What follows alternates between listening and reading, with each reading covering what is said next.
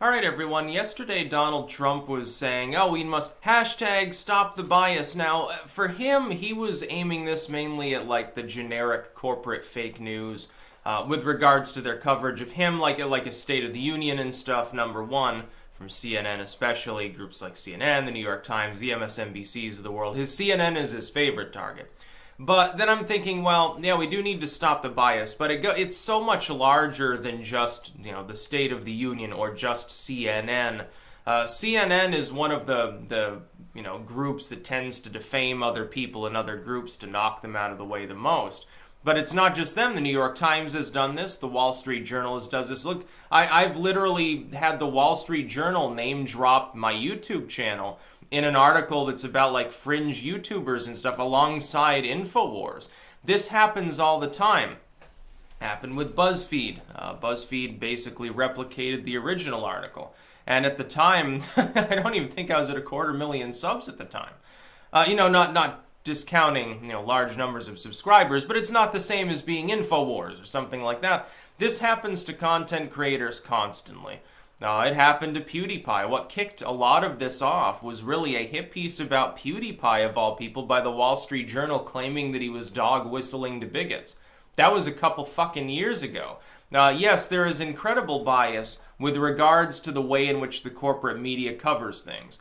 One of the groups that it consistently is the most biased against, and it's all about the money when it does this, is the alternative media that is cropped up online.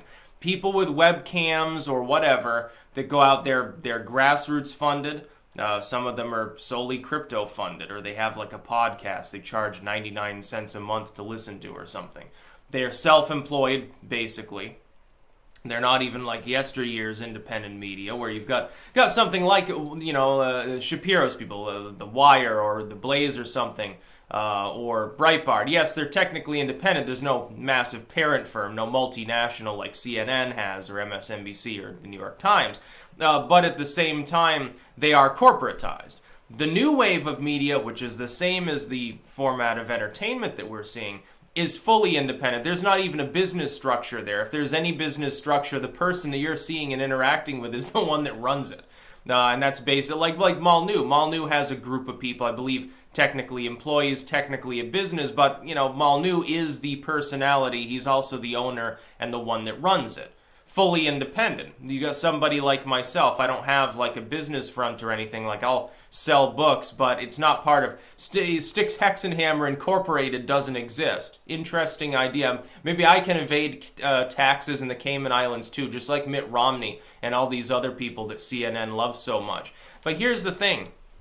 Trump coming out and attacking the corporate media, the censorship and stuff has been helpful, but it is, in a way, it's kind of also a double-edged sword, which is that it injects partisanship into an argument that really ultimately isn't partisan at all. It almost doesn't even belong under the politics header. It just belongs under the ethics and philosophy header more than anything else. Will we or will we not recognize that people should have the right to, First Amendment aside, on the ethical side, on the moral side, should they be considered to have the right for reasonable purposes to speak as they wish, to express themselves in the modern public square, which is digital.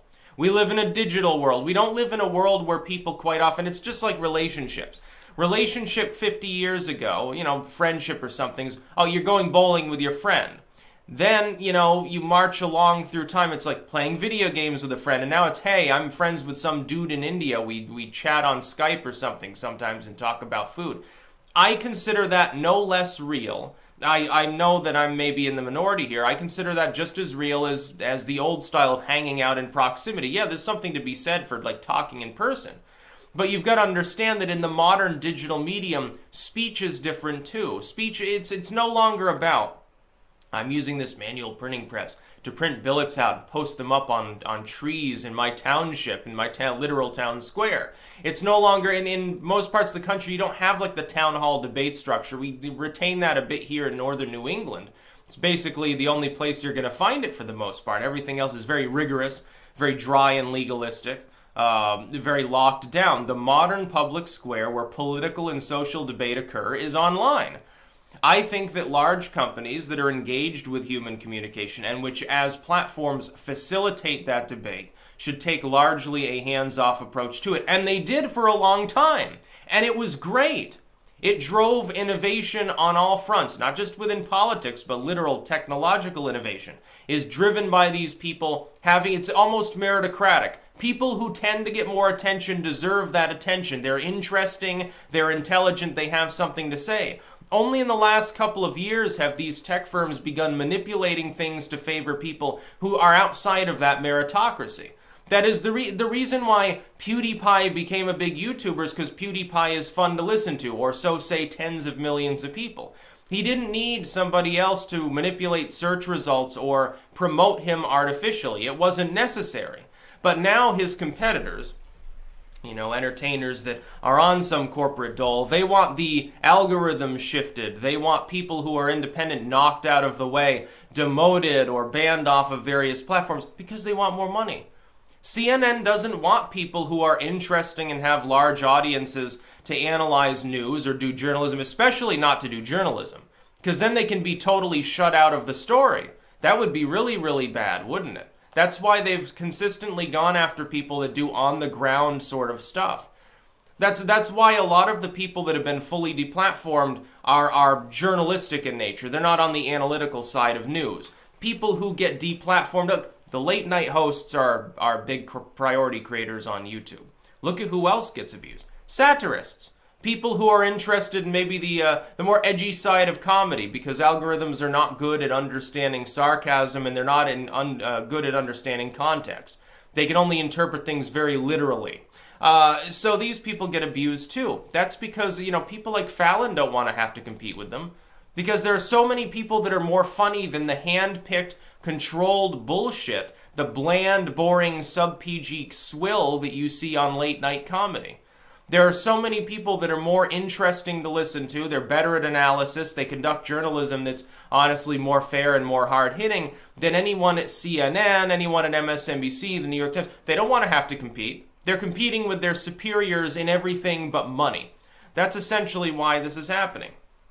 So yeah, we definitely need to stop the bias, but it doesn't stop with, elements of the corporate media are unfair towards Donald Trump. Absolutely. You look at the Pew Research, which is completely nonpartisan in every possible sense of the term. They've been trusted with polling and analysis for years. They came out earlier this year and they had analyzed the coverage during the election and the immediate thereafter of Donald Trump and compared it to analysis that they did in the past for like Bush and Obama and these others.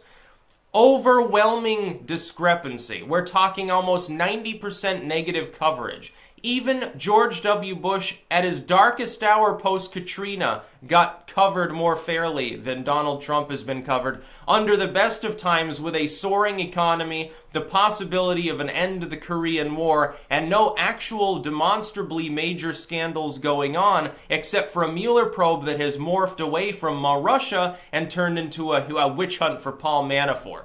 So ultimately, yes, there's massive systemic bias there. It's fairly evident to anyone who's not, generally in favor of that bias. They'll say there's no bias at all. They can't perceive of it because they actually believe the same things because of the biased coverage usually.